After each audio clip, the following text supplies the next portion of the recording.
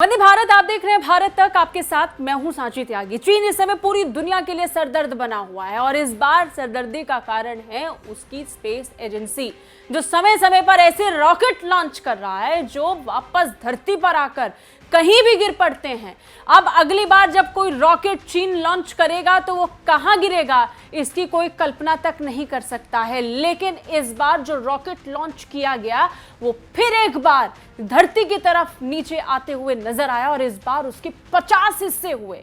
ये दावा यूएस की तरफ से किया गया है। 12 नवंबर 2022 यानी 2 दिन पहले हमारे सिर के ऊपर चीन का एक रॉकेट रहस्यमय तरीके से टूट गया था। इस बात की पुष्टि अमेरिकी स्पेस फोर्स ने की। यूएस स्पेस फोर्स ने बताया कि लॉन्ग मार्च 6A रॉकेट धरती से 500 किलोमीटर ऊपर अपने आप 50 टुकड़ों में बंट गया। टूटने की वजह से अभी ये साफ नहीं है। चीन लगातार रॉकेट छोड़ रहा है, कभी स्पेस स्टेशन बनाने के लिए, कभी सैटेलाइट लॉन्च करने के लिए। रॉकेट अंतरिक्ष में अपना काम करके बेपरवाह हो जाता है ये चीन, और चीन की वजह से खामियाजा भुगतना पड़ता है पूरी दुनिया को। खुद चीनी रॉकेट्स पर चीन का नियंत्रण नहीं रहता। अभी 2 दिन पहले यानी 12 नवंबर को ही कुछ ऐसा हुआ जब 500 किलोमीटर ऊपर लोअर अर्थ ऑर्बिट में चीन का एक रॉकेट 50 टुकड़ों में बट गया था। अमेरिकी स्पेस फोर्स ने चीन के लॉन्ग मार्च 6A रॉकेट के टूटने की पुष्टि की है। रॉकेट के इन टुकड़ों को आप स्पेस जंक या अंतरिक्ष का कचरा भी कह सकते हैं। यह कचरा उसी ऊंचाई पर तैर रहा है जहां स्पेस एक्स स्टारलिंक के कई सैटेलाइट्स मौजूद हैं और उसके ऊपर अंतरिक्ष स्टेशन है। कैलिफोर्निया के वेडनबर्ग स्पेस फोर्स बेस में 18वें स्पेस डिफेंस स्क्वाड्रन ने ट्विटर पर इसकी जानकारी दी। लॉन्ग मार्च 6A रॉकेट शुक्रवार को यूनहाई 3 अर्थ ऑब्जर्विंग रिसर्च सैटेलाइट लेकर अंतरिक्ष गया था और उसी दौरान वो वापस भारत की तरफ बढ़ने लगा और 500 किलोमीटर दूर लोअर अर्थ ऑर्बिट में उसके 50 टुकड़े हो गए। खगोलविद सीस बासा ने ट्वीट किया कि लगता है कि रॉकेट बॉडी यूनहाई 3 पेलोड भेजने के तुरंत बाद फेल हो गए, क्योंकि लॉन्च के बाद के घंटों में अमेरिका के ऊपर लगातार 2 बार रॉकेट से ईंधन का रिसाव देखा गया था। सीस बासा ने कई टुकड़ों को देखा।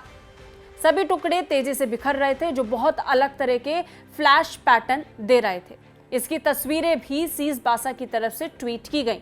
ये रॉकेट लॉन्ग मार्च 5B बूस्टर की तुलना में बहुत छोटा है, जो इस महीने की शुरुआत में कक्षा से सीधे प्रशांत महासागर में आकर गिरा था। लॉन्ग मार्च 6A के टुकड़े पृथ्वी के वायुमंडल में वापस खींच सकते हैं, जहां वो पूरी तरह से जल जाएंगे। लेकिन बासा का कहना है कि इसमें कुछ साल का समय लग सकता है, लेकिन तब तक ये मलबा अंतर्राष्ट्रीय अंतरिक्ष स्टेशन की समान ऑर्बिटल ऊंचाई से होकर गुजरेगा। अब ये साफ नहीं हुआ है कि रॉकेट के टुकड़े क्यों हुए।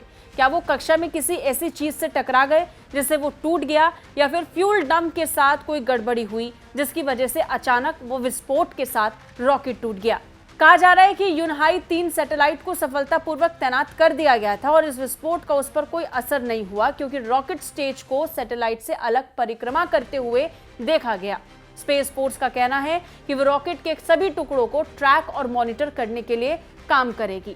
हालांकि यूएस के इस दावे से इतना तो साफ होता है कि चीनी स्पेस एजेंसियां अपने रॉकेट्स को लॉन्च तो कर देती हैं, लेकिन खुद उस पर नियंत्रण रख नहीं पाती।